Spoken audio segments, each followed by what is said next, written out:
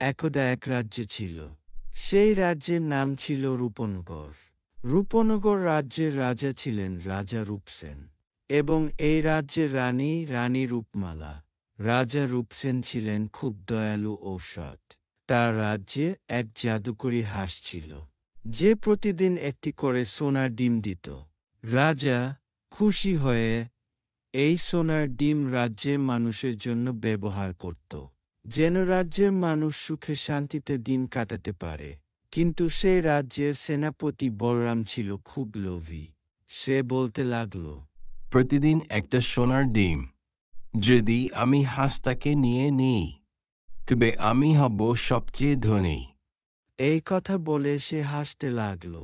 সেই রাত্রেই সেনাপতি হাঁসটি চুরি করতে যায়। হাঁসটিকে রাজপ্রাসাদের একটি ঘরে রাখা হয়েছিল।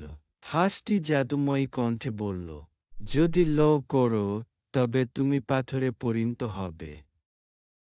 সেনাপতি হাসতে হাসতে বলল, আমি ভয় পাই না।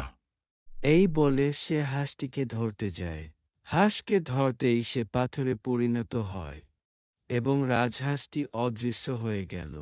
এখন সে নড়াচড়া এবং কথা বলতে পারে না। সকালে রাজা দেখে হাঁস অদৃশ্য এবং সেনাপতি পাথরে পরিণত। রাজা দুঃখ পেয়ে বললেন, লোভ সবসময় মানুষকে ধ্বংস করে। একদিন সকালে রাজা গ্রামে হাঁটতেছিলেন। গ্রামের একজন চাষি রাজাকে বললেন, রাজাধিরাজ, হাঁসটা যদি ফিরে আসে তবে আমরা সবাই আরো সতর্ক থাকব। ঠিক আছে, আমি হাঁসটিকে ফিরিয়ে আনার চেষ্টা করব।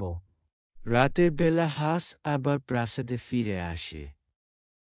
হাঁস রাজাকে বলল, আমি তোমার দয়া আর মানুষের ভালোবাসায় ফিরেছি।